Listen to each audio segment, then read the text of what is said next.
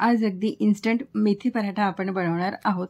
आपल्याला याकरता कुठलाही मसाला बनवायची गरज नाही किंवा मग सारण बनवायची गरज नाही. तरीसुद्धा पराठे बघा किती मस्त झाले. सगळीकडे व्यवस्थित मसाला छान लागलेला आहे आणि अगदी पातळ नरम मुलायम होतात. चवीला अगदी मस्त लागतात. शिवाय टमाटर चटणी बनवली आहे. या चटणीसोबत पराठे अगदी मस्त लागतात. सकाळच्या नाश्त्यासाठी बनवा किंवा मग रात्रीच्या जेवणात एकच काही करायचं असेल तरीसुद्धा तुम्ही बनवू शकता. तर इथे मी घेतली आहे मेथी, निवडून घेतली आहे, धुवून घेतली आहे. धुतल्यानंतर तिला चाळणीत ठेवायची, म्हणजे त्याचं जे पाणी आहे ते सगळं निघून जाईल. आता ही मेथी जितकी बारीक कापता येईल तितकी आपण ही कापून घ्यायची.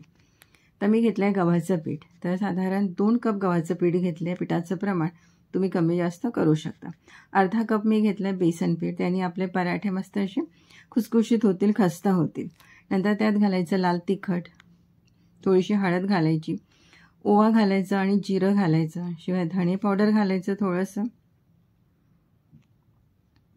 आणि नंतर आपण त्यात घालायची थोडीशी तीळ आणि थोडंसं आपण त्यात घालायचं चाट मसाला किंवा मग जिरं पावडर घेतला तरीही चालेल. थोडीशी मी चिली फ्लेक्स घातली. जर तिखट जास्त हवं असेल तर कोथिंबीर घालायची, मीठ घालायचं चवीनुसार, गरजेनुसार. आता हे जे सगळे मसाले आपण घेतले ते सर्व पिठात आधी सुरुवातीला व्यवस्थित मिक्स करून घ्यायचे हाताने.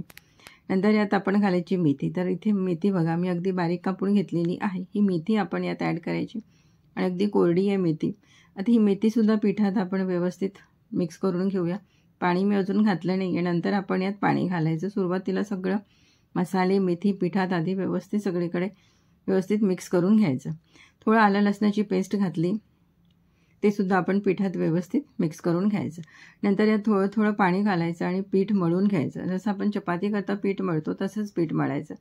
पाणी मात्र अगदी थोडं थोडं घालायचं. एका वेळेला खूप घालायचं नाही, कारण मेथी आहे त्यामुळे पाण्याचं प्रमाण थोडंसं कमी लागेल. तर इथे आपण पीठ मळून घेऊया. तर इथे मी पीठ मळून घेतलेलं आहे. तुम्ही बघू शकता मस्त असा पिठाचा गोळा झाला आहे. थोडंसं तूप लावून याला वरनं असं तूप लावून घ्यायचं आणि हे पीठ आपण 5-1 मिनिट आपण झाकून ठेवूया. 5 मिनिटानंतर झाकण काढायचं. पीठ परत एकदा थोडंसं हाताने मळून घ्यायचं, म्हणजेच थोडंसं एकजीव करून घ्यायचं आपण हे पीठ. पिठाचा थोडासा एक गोळा आपण हातात घ्यायचा, जसं आपण चपाती करता घेतो तसंच, पण थोडा मोठा घ्यायचा, कारण आपण चपाती करत नाही, आपण पराठे करतो. त्यामुळे गोळा थोडासा मोठा घ्यायचा. हातावर मस्त त्याला असं गोल करून घ्यायचं आणि यावर थोडंसं आपण कोरडं पीठ लावायचं. कोरडं पीठ लावल्यानंतर हाताने हलकंसं त्याला प्रेस करायचं. थोडंसं त्याला हातानेच मोठं करून घ्यायचं आणि नंतर आपण याची चपाती लाटून घेऊया. थोडंसं वरनं पीठ लावू शकता. जर चिपकत असेल तर थोडंसं वरनं पीठ आपण लावू शकतो. तर इथे चपाती मी लाटून घेतलेली आहे. आता यावर आपण थोडंसं तेल लावायचं. तेल किंवा तूप जे तुम्हाला हवं असेल, जे तुम्हाला आवडतं ते लावायचं. तेल लावायचं आणि व्यवस्थित पसरून घ्यायचं. वरनं थोडंसं आपण कोरडं पीठ घालायचं आणि एक फोल्ड आपण करायची. एक फोल्ड केल्यानंतर परत थोडंसं तेल लावायचं, थोडंसं कोरडं पीठ लावायचं आणि परत एक फोल्ड करून घ्यायची, कारण आपण त्रिकोणी पराठा करत आहोत. जर तुम्हाला गोल चपाती हवी असेल तर तुम्ही तसंसुद्धा करू शकता. तरी हाताने हलकंसं दाबून घ्यायचं, म्हणजे याच्या कडा अगदी व्यवस्थित पॅक होऊन जातील. आणि आता आपण हे लाटून घेऊया. तर पराठे खूप मोठे करायचे नाही, खूप छोटेही करायचे नाही, मिडियम साईजचे करायचे, म्हणजे आपण मुलांच्या टिफिनमध्ये सुद्धा देऊ शकतो. टेस्टी आणि हेल्दी असा हा मुलांचा टिफिन होऊ शकतो. नाश्त्याला बनवा किंवा मग तुम्ही मुलांच्या टिफिनमध्ये सुद्धा देऊ शकता. संध्याकाळच्या जेवणात एकच काही करायचं असेल तर असे पराठेसुद्धा तुम्ही बनवू शकता. मस्त लागतात चवीला. तर इथे आपला पराठा तयार झालेला आहे आणि असे 3-4 बनवून ठेवायचे, म्हणजे एका वेळेला आपल्याला ते भाजायला बरे जातील. तर तवा गरम केला, त्यावर मी घातला आहे पराठा.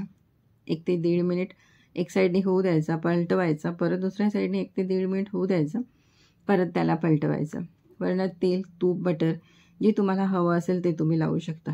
पण असे पराठे बनवले की बटर नक्की वापरा, कारण त्याने पराठ्याला खूप मस्त चव येते आणि मस्त अशी खुसखुशीत होतात. मला तर बटरच आवडतं.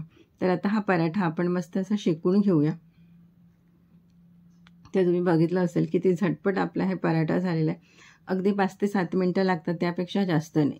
कुठलंही काही खूप मसाला बनवायची गरज नाही, सारण भरायची गरज नाही. इथे आपला हा पराठा तयार झालेला आहे आणि आता आपण हा काढून घेऊया. तर असे हे पराठे तुम्ही सकाळच्या नाश्त्याला बनवून मुलांच्या टिफिनमध्ये द्या.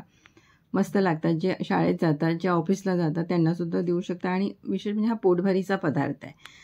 एकच काही बनवायचं असेल तर असा हा पोटभरीचा पदार्थसुद्धा तुम्ही बनवू शकता आणि पोट भरतं. वेगळं असं अजून काही करायची गरज नाही.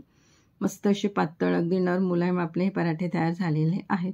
सोबत मी टमाटरची चटणी बनवली आहे. नाही चटणी बनवली आणि फक्त दह्यासोबत जरी खाल्ले तरी मस्त लागतं. तर तुम्ही सुद्धा ही रेसिपी नक्की एकदा ट्राय करा. आवडलीच तर लाईक करा आणि शेअर करा.